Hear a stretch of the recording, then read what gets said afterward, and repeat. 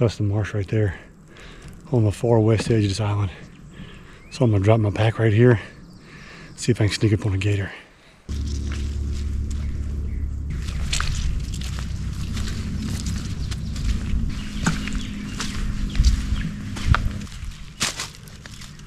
Seashells, they're washed up. I'm gonna hit the beach. I'll hit the beach one of these days, one of the days I'm here. Look for some shark's teeth and maybe grab a few seashells for the kids. As I'm walking this trail, I come across this thing right here. I got no idea what it is. Let's check it out. What do you guys think that is?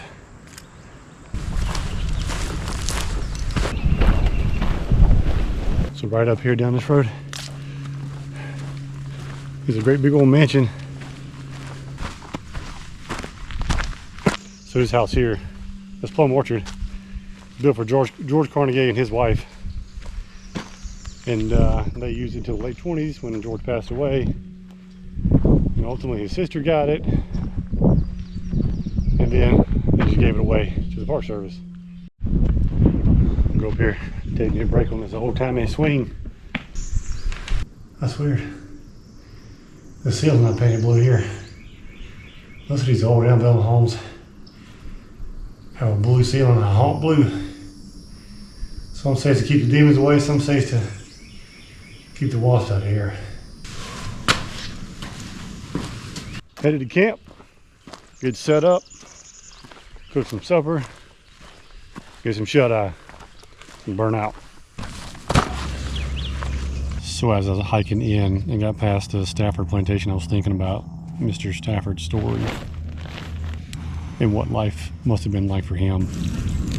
You know, pre-Civil War, Civil War, and then after the Civil War. So growing up, he worked for the Shaw family, who were the original owners of this plantation, and he kind of made his way up, and eventually when they got ready to hand it off, he bought it from them and he took it over.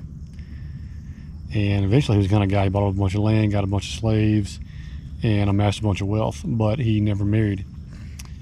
But he ended up having 6 kids with one of his slaves, but they never married. From what I understand, he didn't come from much, but he managed to build a pretty large operation. So during the high tide of his plantation, right before the Civil War hit, he owned 8,000 acres and right at 350 slaves. Imagine that. Back in that day, it was probably worth a ton of money. And he had a pretty unorthodox way of kind of managing those slaves. He would give them a certain task, a certain amount of things to do in one day, and if they did those things, they could go find work elsewhere or do whatever they wanted to. But after the Civil War, everything changed for him. He ended up sending his common-law wife and the 6 kids up north when the war broke out. And after the war was over, his common-law wife came back to visit him, and come to find out he had 2 more kids with an ex-slave. So tomorrow night's story is going to be about a shipwreck on this island.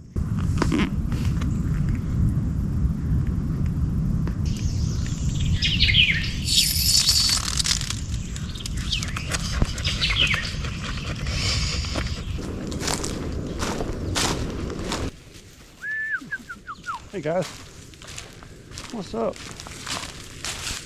Hey. Hey. Hey there. Hey. Snuck up on me. Yo, I'm watching this monster pit wild pig in front of me. Let's see if I can sneak up on him. Oh. There he goes.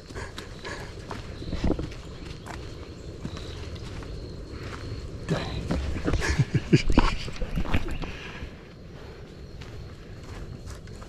They're in there. There's one right to my right. I didn't see him. There's a stud in front of me though. I saw the one on the road from a ways back. I thought it was a small horse at first. Big old boar.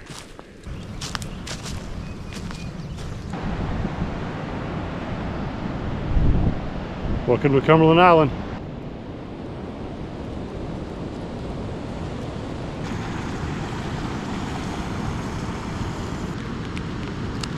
let that sit for 10 minutes and make a little coffee. I stopped by Black Rifle Coffee Company. Picked up a little Blackbeard roast. Not a bad way to drink coffee by the ocean.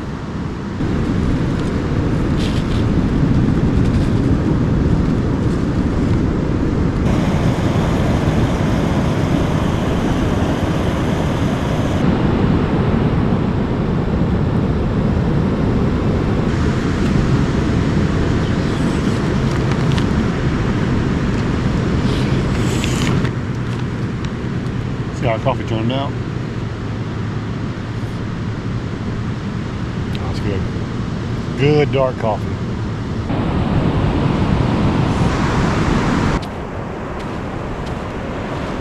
This is something you don't see very often right here.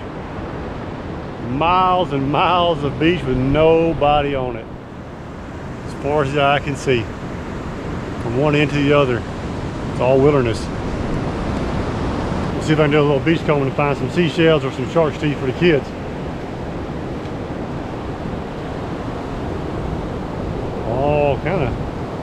All kind of seashells right here on the edge right here. Let's check that out. As far as you can see that way, nobody.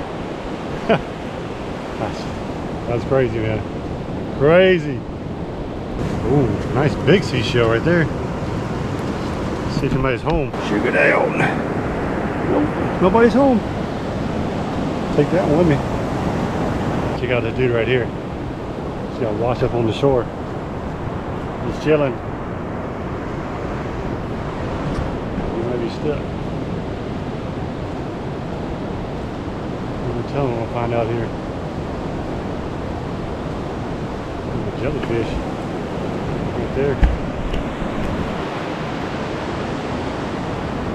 I'm trying to find a couple cool seashells. But no shark's teeth for the kiddos. Hopefully I'll find some down the line somewhere. But I'm gonna keep making my way up the side of the island here. See if I can find some spots to fish in and eventually head to the west side of the marsh where I'm camping tonight. Probably another 3 or 4 miles. I used all my water up on breakfast this morning. So I gotta hunt me some water down quick. Been hiking for the last 2 or 3 hours. No water. I'm getting super thirsty. It's supposed to be a pond up here. I get some water out of it, but I have no idea. If there's no water in that pond, next water source is like 3 or 4 miles up here. I'm gonna drop my pack right here on this tree. Try to go find some water. Pick it up when I double back this way, head to camp.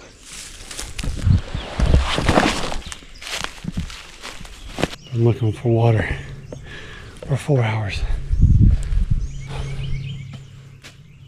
It's the best I can do right now.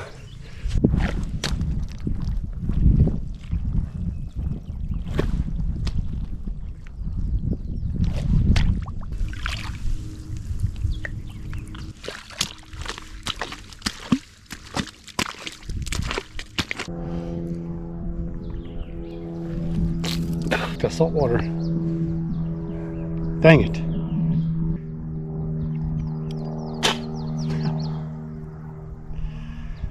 All the way up here just for salt water. Dang. Should have known better. Oh, that water going out. That's a real bummer. That's a real kick in the face right there. 4 hours hiking this marsh is salt. Saltwater marsh. Back on the trail since that was a bust. Gotta find some other water. It's on my way back to find water where I knew water was. I met up with this really nice guy who lives right over there on a piece of private land. Came riding by me on a side by side. Picked me up and offered a ride to me, take me back to the plum orchard to get some water. Struck up a conversation with him. Super nice guy. Super nice guy. Giving me a ride, talking to me. Told me a little bit about the place. I'm headed back to where I dropped my poles off. Trying to get my hands on some fresh water. I'm gonna make it now. We got another 5 miles. Get to camp.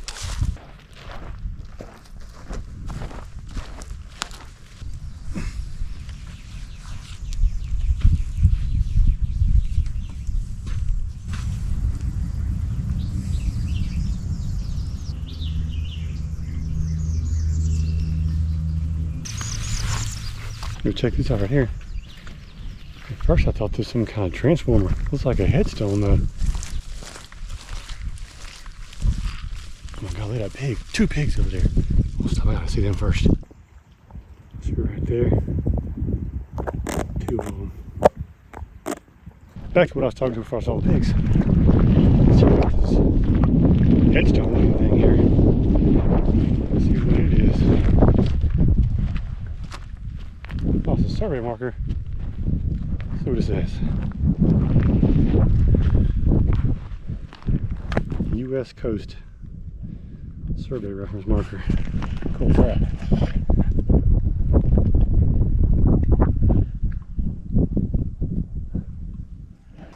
Alright, now back to pick the pack up, head to camp. Trying to find me a swamp puppy. One of these ditches.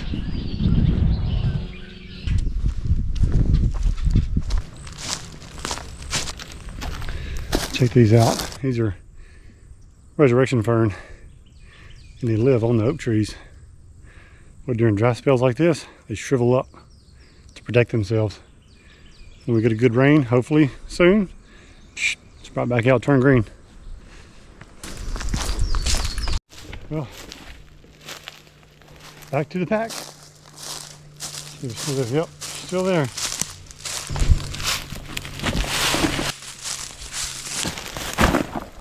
Well, it's getting late. I still got 2 miles to go before I hit camp. So better get moving.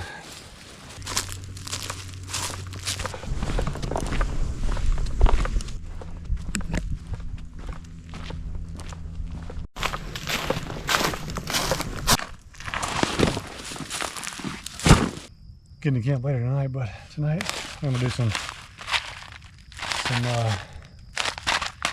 spaghetti with beef marinara.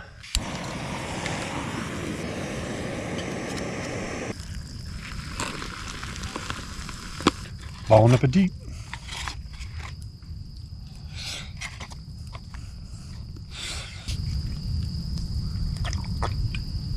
That was good. Man, I'm ready. Hit the sack now. I'm gonna figure out a way to take it easy in the morning. I'll do the shipwreck in the morning, the story. I gotta get shut eye. It's almost midnight here. This place is eat up with raccoons. They're getting brave. Coming around the tent at night.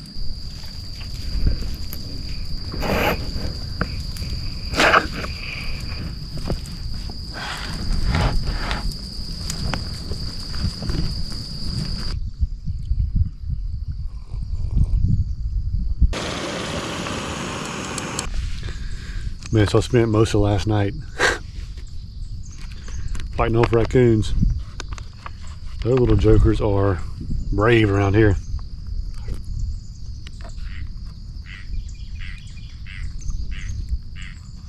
They will come up to the tent, come right up to the tent, put their hands on the tent. You shine a light on them, nothing. Just all night. It was like 11, 12, 3, 5 this morning. So I owe you a shipwreck story that I didn't get to last night. It was just too smoked. But back in 2013, some hikers or beachcombers found an old wooden ship buried on the other side of the island. And they knew it was something different, so they called up the authorities. The authorities came and they dug up some more, and it looked like, to most authorities, and whoever else was looking, it looked like it was built in the probably mid-1800s Civil War era. They suspect it was a runner ship, some kind of runner ship for either, I guess, for the Confederate Army. But they tested it, they looked at it, they studied it, and couldn't definitively figure out what era it was from or what it was used for or whatever. And it was buried right below the surface, right on the edge of the water.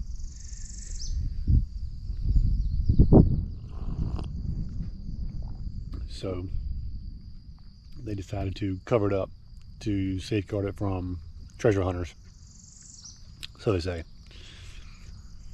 So they never figured out what it was. To this day, the location is undisclosed. So nobody, well, I guess some folks know where it is, but most people, it's not out there on the internet or the maps or anything, so nobody really knows where it is. Yeah, as I'm getting my stuff ready together this morning, right by the tent here, we got some visitors. So check them out. What's up, guys? What's up? Check that out. These wild horses just rolled into camp this morning. That's pretty cool.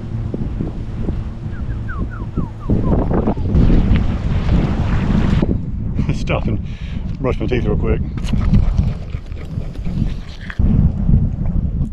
Ooh, this water way up here got a sulfur taste to it.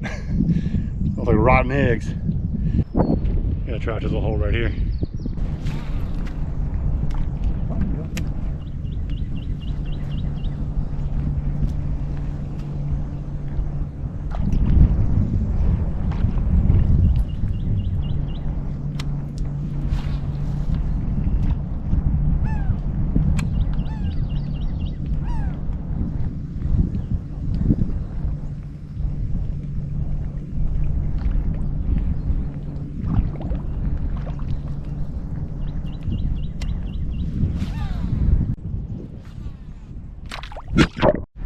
Well, I made a few casts, but I don't believe I'm not going to have much luck here.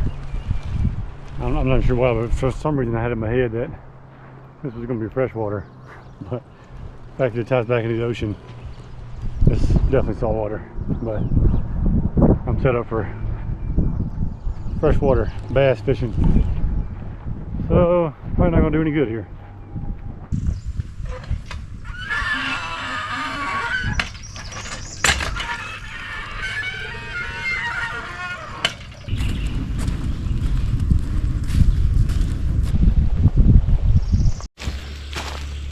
Ooh,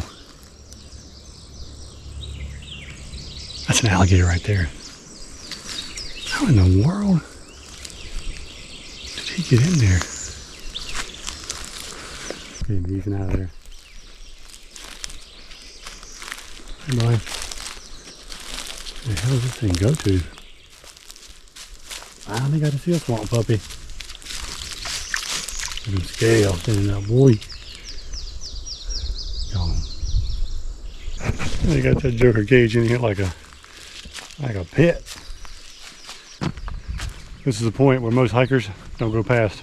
So I'm one of the few crazy ones making my way up here. By the time I'm at the tip of this island, I'll be 15 miles plus from where I got dropped off on Friday. In the morning, I gotta get up probably around daylight, hump it back to the dock.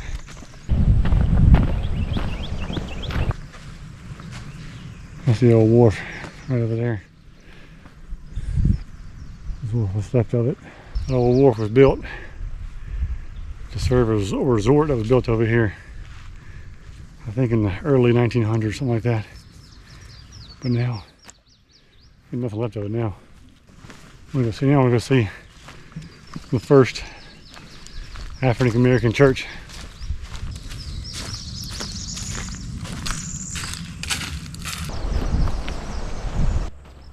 So this church was founded by freed slaves in 1893 by Reverend Lockett.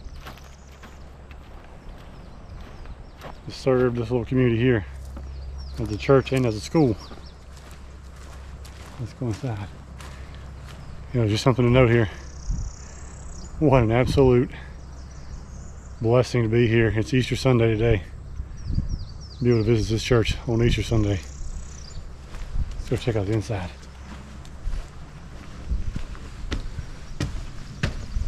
Wow. That's cool. Oh, church here, the altar. So this house right here is Miss Alberty's old house. She lived on the island for a while.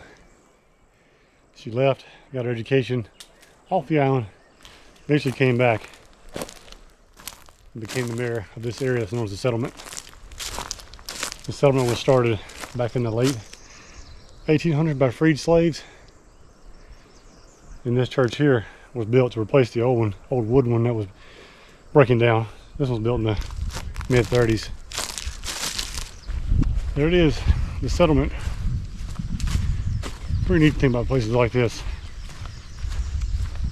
and what they've been through in their history and all that. Really keeps you grounded and it centers you, you know.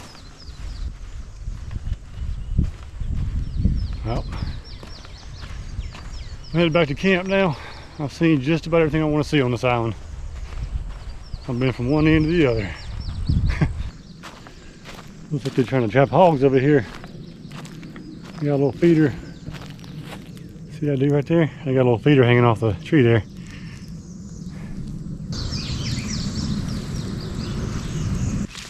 They need to. Turkeys are everywhere on this island.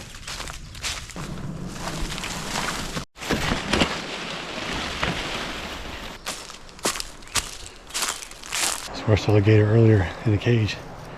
See if I can sneak up one from the back this time.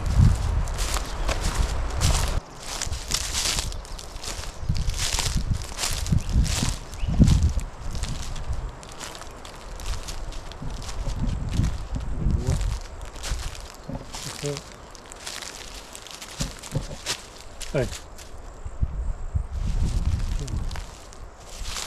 Hey, dude. Hey. You can real easily get out of that cage. Real easy.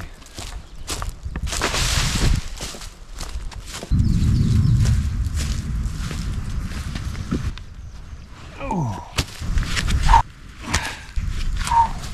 Got to come get in the tent. Stay away from the flies and the gnats.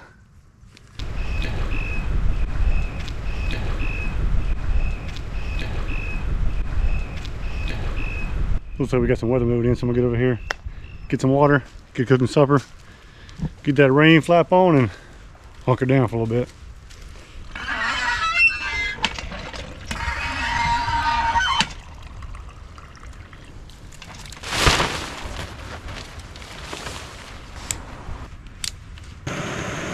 Got a little chicken and dumplings action tonight. Last one. Old school right here.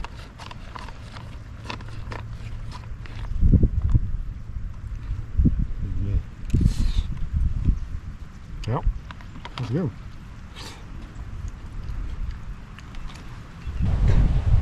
Get some pretty decent winds here. Just got done eating, so I'm gonna head inside the tent and hopefully wait this thing out. These are pretty good winds here.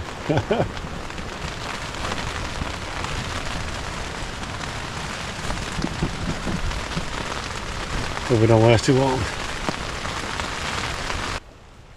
Well, looks like we rode most of the storm out, which is pretty short-lived. Got a little rain. Every little bit helps. We just go take a little walk down the beach here. Check it out.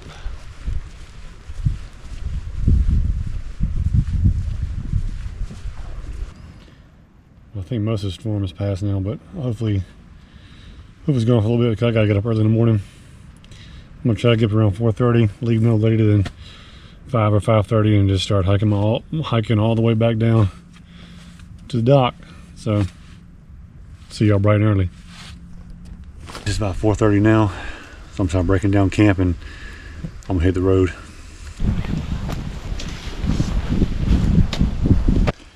Do a little quick breakfast this morning so I can get out of here, but some old school grits.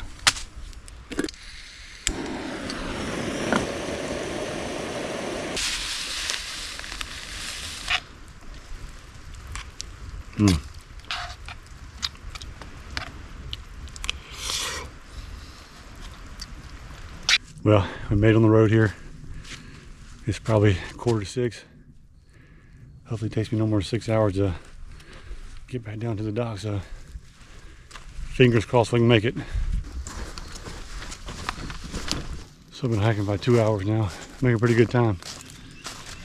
I'll plan my route on the water sources because they're few and far between on the island. But I should make it, hopefully I'll make it back to the docking town. At the very least, I want to make it back to catch the ferry back to mainland. But the crown jewel of this place is a little bit past my pickup point. So what I really want to do is get there in time, drop my pack and go check it out.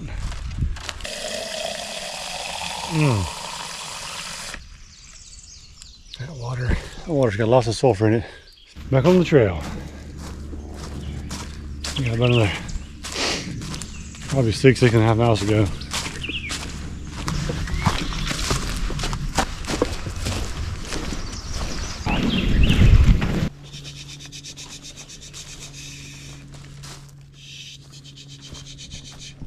Come on.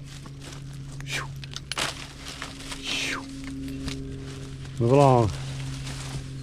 Move along. Well, that was awful nice of them. Just share the trail.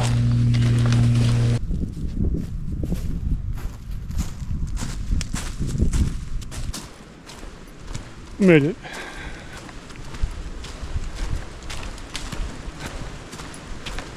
You got a little time to spare. Does it feel good to be back? I actually got here quite a few hours early. So by just hanging out, my feet are killing me. But the crown jewel of this place is another mile past this little place here. And it's the Dungeness ruins. It was owned by the Carnegie family up until the Depression in the 1920s. And then probably 30-ish years later, somebody burned it down. So it's just this huge mansion they used to use as a getaway at the very end of the island. But I'll come back and see it another day because I'm smoked at this point.